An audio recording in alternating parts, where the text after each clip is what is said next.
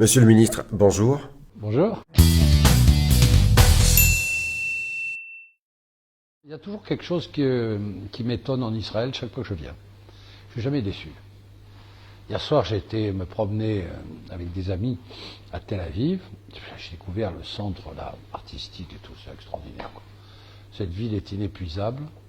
On y découvre des éléments nouveaux chaque année, voire même tous les mois. C'est inépuisable. C'est magique, magique. Vraiment, cette ville, ce pays est en pleine évolution permanente.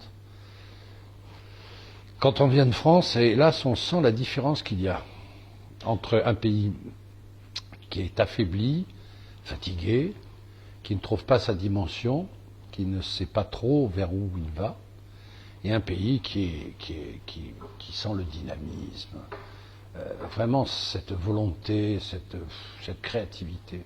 C'est fascinant. Voilà, je résume, Israël est un pays fascinant.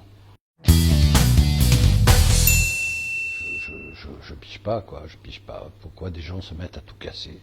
Vous savez, les Gilets jaunes, au début, c'était au fond presque sympathique, parce que les revendications qu'ils portaient, c'était des revendications estimables.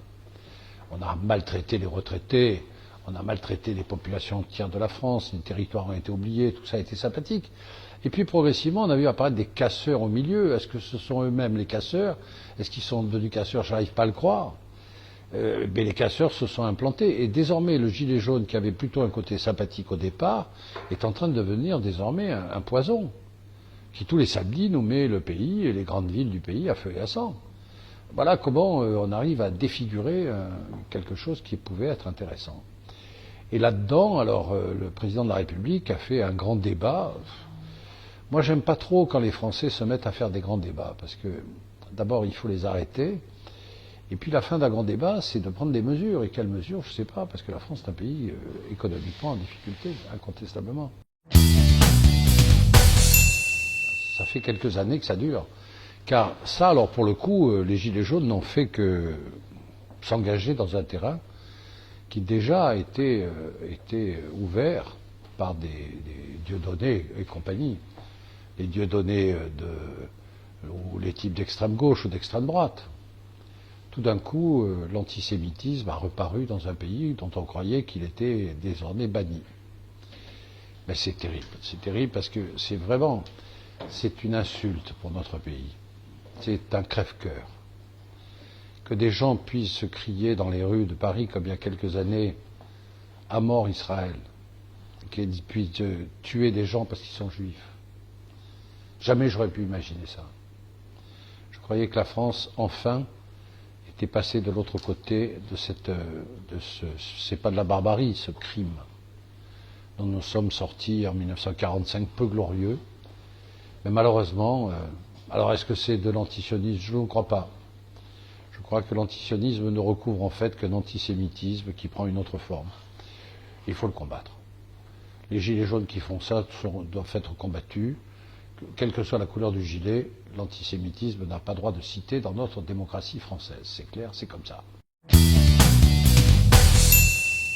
Si les choses se calment un peu, Daesh finissant sa course pour l'instant, pas sûr que ça durera longtemps, la situation avec l'Iran est très très difficilement tenable. L'Iran est une grande puissance, c'est un grand pays, avec des gens intelligents dirigés par des fanatiques. Donc l'inquiétude, elle est là, elle est en Iran, quoi, c'est clair. Et la puissance de l'Iran se fait sentir sur l'Irak, voisin, sur la Syrie, sur le Liban, sur le Yémen. Alors, c'est très préoccupant, incontestablement très préoccupant, et je dirais que c'est préoccupant et en même temps pour Israël, c'est préoccupant et en même temps ça peut être une chance. Car pour la première fois, les pays musulmans sont profondément divisés. Moi, ce que je souhaite en tout cas, c'est que ces élections ne déstabilisent pas Israël, qui est sur la bonne marche. Se fait respecter, c'est une grande puissance technologique, économique, intellectuelle, artistique. C'est une réussite exceptionnelle, quoi. Et que j'espère que les Israéliens auront conscience que cette image-là, qui est au fond la réussite de la fin du XXe siècle, et de notre début de siècle, qu'elle ne soit pas abîmée par des conflits électoraux trop forts. Le BDS, c'est un fléau. C'est un fléau d'hypocrisie, parce qu'on finance le BDS par l'intermédiaire d'associations qui prétendent qu'ils n'ont rien à voir avec le BDS. Le BDS juridiquement est interdit, c'est même quelque chose de grave, reconnu par la communauté internationale, mais le BDS profite de l'hypocrisie générale. Inadmissible. Accepter la diversité. Vous savez, le Moyen-Orient sans diversité, c'est plus le Moyen-Orient. Moi, je me tue à expliquer ça aux musulmans. Ne croyez pas que le Moyen-Orient doit être musulman. Le Moyen-Orient, l'islam est là, les chrétiens aussi, et les juifs. Parce que les juifs sont une partie essentielle dans l'histoire du Moyen-Orient. Aujourd'hui, les juifs se résument à Israël. Mais ils ont oublié souvent qu'il y avait 1 million de juifs en Irak il y a quelques décennies. Alors, ils regardent effarés, pour eux c'est presque différent. Mais non, c'est pas différent. La diversité, c'est la condition nécessaire de la paix, et elle se fera, parce qu'Israël est désormais incontournable.